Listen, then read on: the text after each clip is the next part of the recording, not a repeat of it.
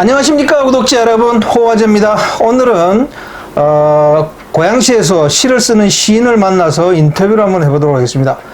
선생님 본인 소개 좀 부탁드립니다. 예, 안녕하십니까. 저는 사단법인 한국다섯문인협회 회장 김승호라고 합니다. 네.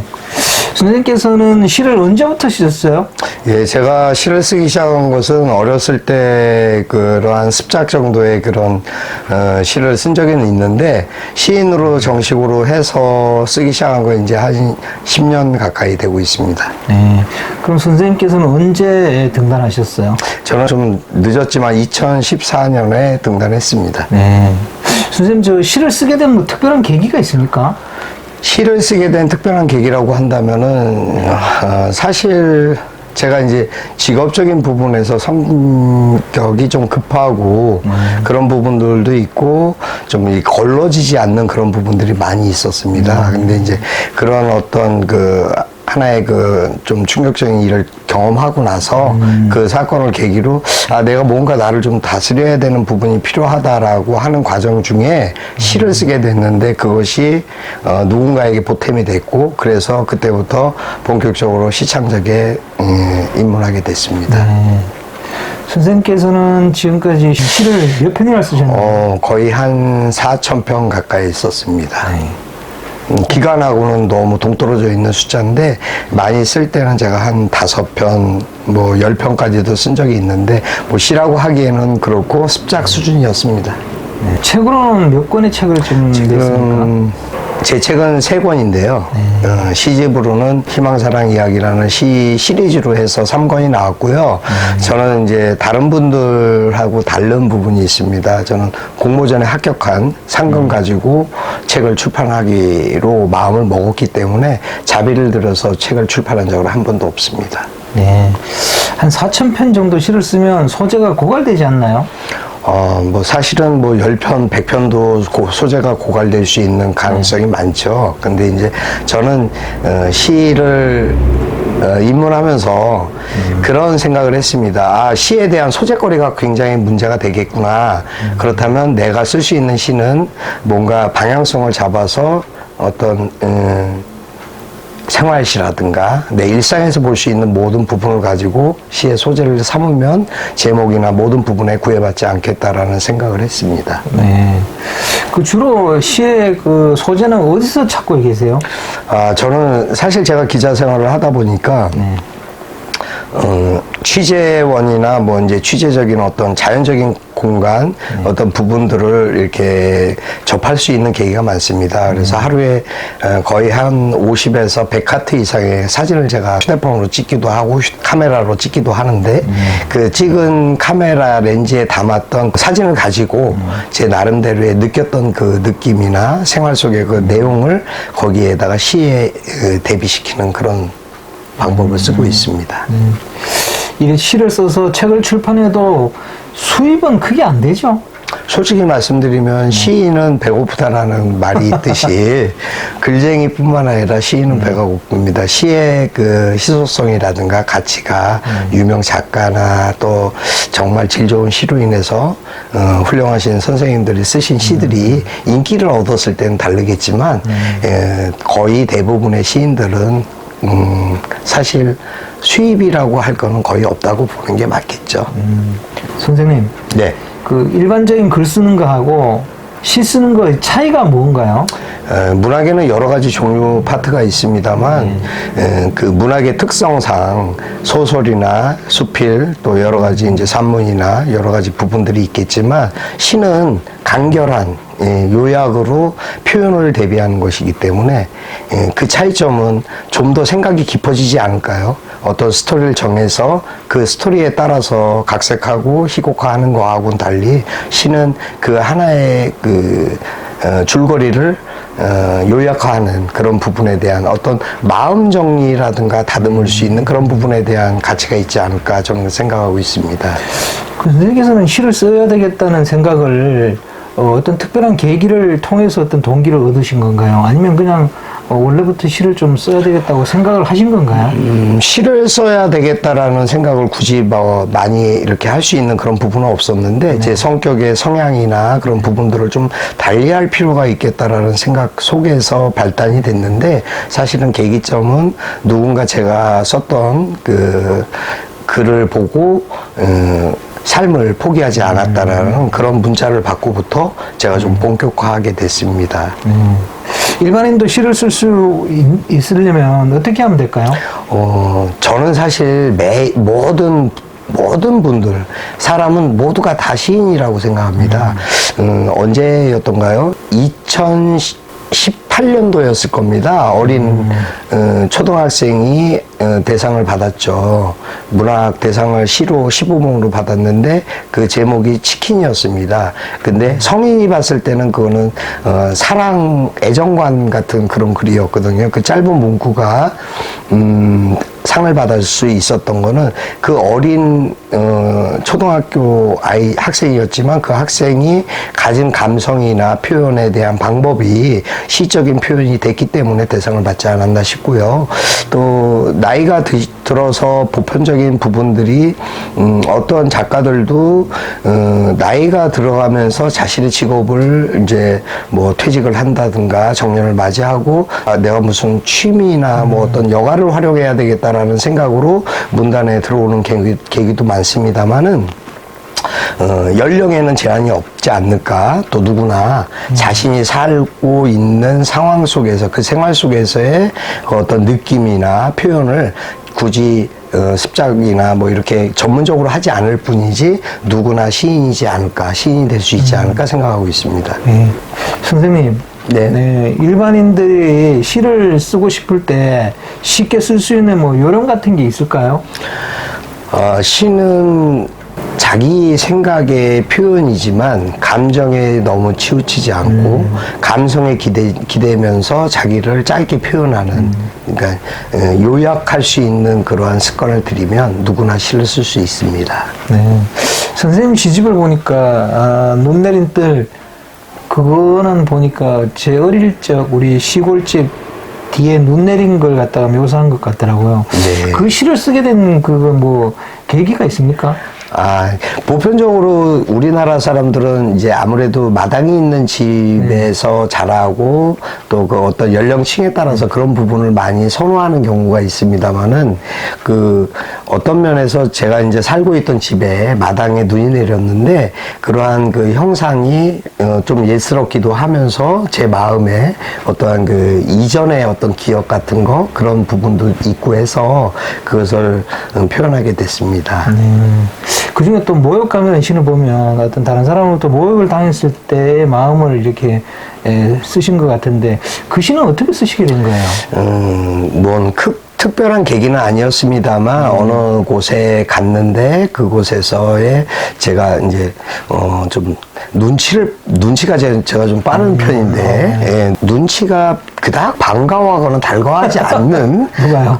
그 이제 주최자가 행사장에 갔는데 그래서 초청을 해놓고서 그런 식의 그런 어떤 부분들이 사실은 좀 수치스럽다라는 그 모멸감이 굉장히 깊게 들었었습니다. 그래서 그 부분을 화를 낼 수는 없고 그래도 시인이니까 화를 낼 수는 없고 해서 글로 내가 그 부분에 대한 상황을 좀 나열하면 어떨까라는 생각에서 글로써 그 화를 사실은 삭혔습니다.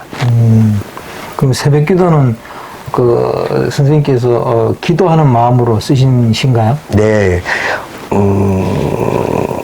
누구나 자기만의 기도가 있을 거라고 생각합니다. 그것이 어떠한 그 종교든 그 기도의 마음에서 저는 사실 뭐 이제 크리스찬이기 때문에 하나님을 향해서 한 기도겠지만 어쨌든 그러한 부분에 대한 게 제 글에서는 간결하다 표현하기보다는 좀 나열돼 있지만 그래도 나름대로 제 입장에서의 어떠한 생각들, 생활들 그런 속에서 소재거리를 찾다 보니까 그 글을 쓰게 됐던 것 같습니다. 선생님께서는 주로 시를 쓸 때 뭐 시를 쓰는 시간이라든지 장소가 정해져 있나요? 꼭 그렇지는 않습니다. 사실 그 시는 한 번에 다 쓸 수 있는 게 아닙니다. 퇴고도 해야 되고 부족한 부분들을 또 검토도 해야 되는 그런 부분이 있기 때문에 퇴고와 탈고를 거듭하는데, 시는 그때그때 제가 메모를 했다가 그 메모를 정리하는 시간이 거의 보면 새벽 시간에 하고 아침 7시가 되면 제가 SNS에 올리고 있죠. 네. 이게 한 번에 이렇게 한 편의 시를 쓰는 게 아니네요. 그럼요. 항상 그 조각가도 그렇겠지만 한 번에 다 모든 것을 작업할 수 있는 건 아무것도 없습니다. 한 편의 시를 쓰기 위해서는 몇 날 며칠 뭐 이렇게 생각해야 어떤 되는 선생님들은 그럼요. 어떤 선생님들은 거의 뭐 6개월이나 1년이 걸리시는 분도 한 편을 가지고, 근데 물론 그 한 편에만 매달려서 그 정도 걸릴까라는 의아심도 저도 사실은 없지 않아 있고, 또 어떤 선생님들이 말씀하시기에는 상고의 노력과 그런 아픔 속에서 얻어진 글이라고 하시는데, 물론 그렇게 어렵고 힘들게 태어난 그런 작품들도 있겠지만, 보편적인 시라고 하는 것은 대중이 얼마든지 쉽게 다가갈 수 있는 그러한 부분이 어떤 그 메리트가 있다고 저는 생각합니다. 그 외람된 말씀이지만 선생님, 돈이 안 되는 시를 쓰시는 선생님의 그 가치관은 뭔가요? 시를 쓰는 가치관은 사실은 그렇습니다. 시인은 멋있습니다. 시인은 자기만의 자랑입니다. 누가 알아주지 않아도 시인은 시인으로서의 자부심이 있기 때문에 그 가치를 지키고 유지하는 것은, 예술가가 작품을 쓰지 않으면, 창작하지 않으면 이미 예술가가 아닌 것과 같이, 연기자가 연기를 하지 않으면 연기자가 아닌 거죠. 저는 그렇게 생각합니다. 시를 쓰는 데 가치는 어떠한 동기와 의미를 부여하고 그 가치에 맞는 삶을 살아갈 때 그것이 진정한 시인이고, 또 시인으로서의 자격이 있다라고 저는 생각합니다. 선생님, 네. 돈이 안 되는 시를 쓰시고 계시는 걸 사모님이 알고 계세요? 잘 알고 있죠. 사모님 뭐라 그러시나요? 처음엔 많이 싫어했습니다. 네. 반대도 많이 했고, 근데 지금은 뭐 그냥 제가 어떠한 길을 가고 있다라는 부분, 어찌됐든 그것이 하나의 업이 돼 있다라는 것에 대해서 인정하는 편입니다. 선생님, 시를 쓸 때 예쁜 단어를 이렇게 골라서 쓰시나요? 아니면 그냥 착상되는 대로 이렇게 단어를 쓰시는 편인가요? 사실은 단어 선별에 대한 게 사실 시를 쓰는데 굉장히 문제가 되기도 합니다. 왜냐면 같은 단어를 쓰지 않으려고 하는 그러한 생각들이 자꾸 교차하거든요. 근데 이제 보편적이면은 이왕이면은 부합되면서도 좋은 단어를 쓰려고 노력하는 건 사실입니다. 그거는 뭐 어떠한 시인이든 어떠한 글이든 그러지 않을까라고 생각하고 있습니다. 또 시를 쓸 때 보면 뭐 내자 뭐 아니면 세자 이렇게 맞추는 분도 있잖아요. 행과 열에 대한 부분인데요. 그것은 이제 뭐 시조에서는 좀 그런 부분이 많이 작용을 하고 있습니다만은 그냥 현대시라고 할까요? 예, 지금 현대시에서는 그 부분까지는 그렇게 많이 규제를 하지 않습니다. 그리고 시의 형상도 우리가 볼 때 이전과 많이 달라져 있죠. 우리가 이제 시대가 변한다고 하는데, 지금은 뭐 하다못해 무슨 뭐 여러 가지 성향의 그런 글들이 많이 나옵니다만은, 시라고 한다는 것은 자기가 시라고 생각하고 작가가 썼을 때는 그건 시인 것이죠. 네. 그 선생님께서는 이렇게 시를 쓰시다가 이렇게 딱 막힐 때는 또 어떻게 하세요? 시를 쓰다가 막힐 때는 시에 대한 줄거리와 제 생각에 어디에 가 있었던가라는 부분만 체크해 놓습니다. 그리고 나서 제 마음, 이제 뭐 일적인 부분이나 일상에서 진행될 경우도 있고요. 어떨 때는 뭐 사실 대중교통 안에서도 생각이 착상이 떠올라서 그런 부분들이 있을 수도 있는데, 그때는 이제 빠르게 메모하는 습관 같은 것이 가장 중요하다고 생각합니다. 일반인이 시를 이렇게 쓰고 싶어서 그걸 또 배우고 싶을 때 있잖아요. 네네. 이거 어디서 좀 배울 수가 있을까요? 지금은 우리나라에도 시인협회나 시인협회뿐만 아니라 많은 그 기관들이 실질적으로 그런 이제 문학상, 뭐 백일장, 뭐 이런 것들을 각 지자체에서도 그렇고 많이 하고 있습니다. 근데 이제 실질적으로 문학 단체나 이름 있는 곳뿐만 아니라 많은 곳에서 또 언론사에서도 많이 그러한 공모를 하고 있기 때문에 누구나 그런 부분에 대한 것을 연계하다 보면 자연스럽게 또 자신이 시를 배우고자 하는 곳을 스스로 선택할 수 있는 그런 부분들이 많이 있습니다. 시를 쓰면 좋은 점이 뭐가 있을까요? 시를 쓰면은 일단 사람이 조금은 더 내실화된다고 할까요?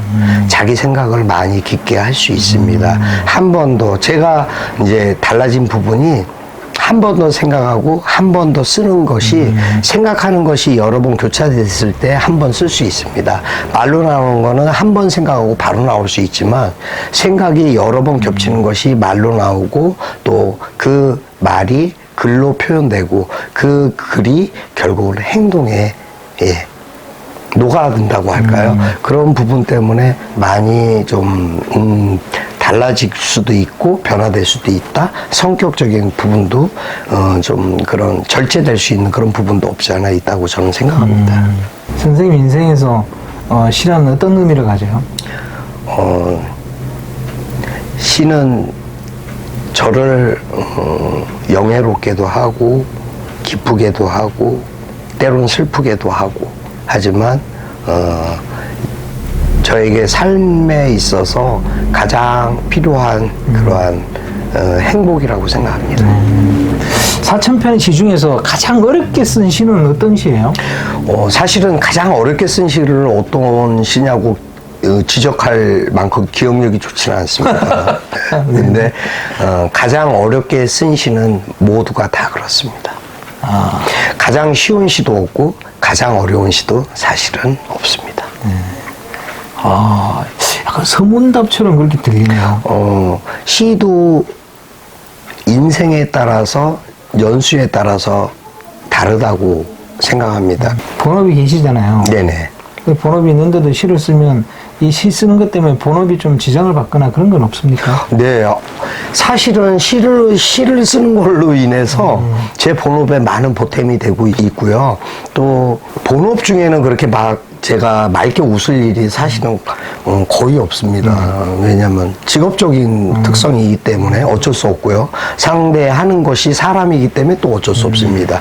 취재원 자체가 사람이기 때문에 그런 부분이 어쩔 수 없는 그런 좀 굴곡이 심한 그러한 마음을, 성향을, 상태를 갖게 하는데 제가 제일 행복하고 기뻐하는 시간이 글을 쓸 때입니다. 시를 쓰면 사람이 그 글 단어를 한 문장을 나열하기 위해서 많은 고민도 하지만 굉장히 스스로 대견해하고 기뻐하는 그러한 보람과 희열이 있습니다.